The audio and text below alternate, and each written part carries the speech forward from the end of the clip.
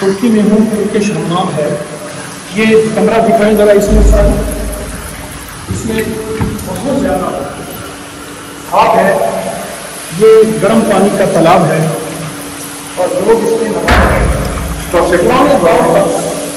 पुराने दौर का तुर्किश हम्माम है, सदियों जमाने में। अल्लाह, इसमें इंतहाई गर्मी है, हीट है, मैं अंदर जा नहीं पा रहा हूँ। लकड़ी की सीटें बनी हुई हैं, लोग इसमें बैठते हैं। ये बैठ के यहाँ इसकी मालिश करते हैं। यहाँ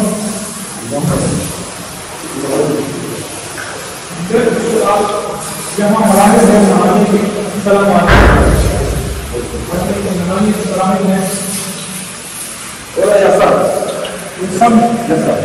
सब एक ही तरह के हैं। ये पुरानी सदियों की रिवायत है जो मसामात से बीमारियों को निकालते हैं। अंदर से बीमारी, मसामात से, जड़ों से, हड्डियों से तकलीफ होती है, ना कोई दुख होता है, ना कोई गम, और तमाम तकलीफें खत्म हो जाती हैं। मैं चंद लम्हों के लिए गया हूँ और चंद लम्हों के लिए मैं पसीना पसीना हो गया हूँ।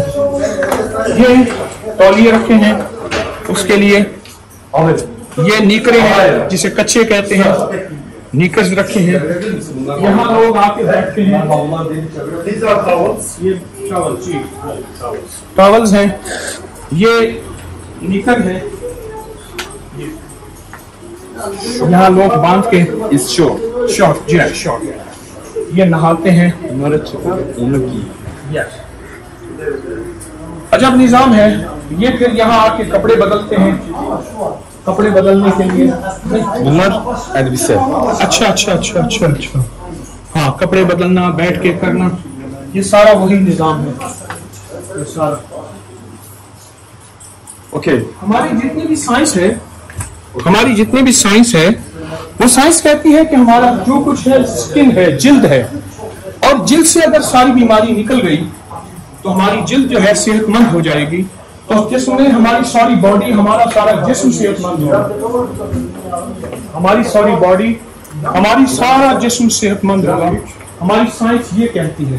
तो यहाँ ये साइंस बहुत जिंदा है, इसलिए यहाँ बीमारियां, यहाँ बड़े बड़े अवारिस, यहाँ बड़ी बड़ी तकलीफें बिल्कुल नहीं है।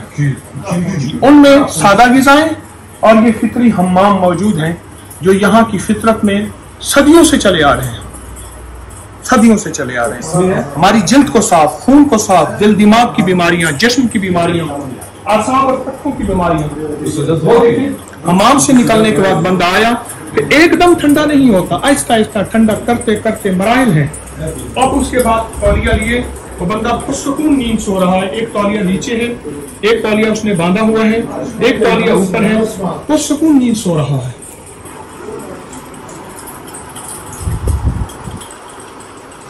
जहां कोई रूहानी चीजें मिलती हैं, मैं आपको रूहानी चीजें बताता हूं। जहां कोई तारीखी चीजें मिलती हैं और जहां कुछ सेहत के उसूल मिलते हैं, मेरी कोशिश है कि आपको मैं वो चीजें साथ लेकर चलूं, बताऊं। जज़ाकल्लाह। अस्सलामु अलैकुम व रहमतुल्लाह।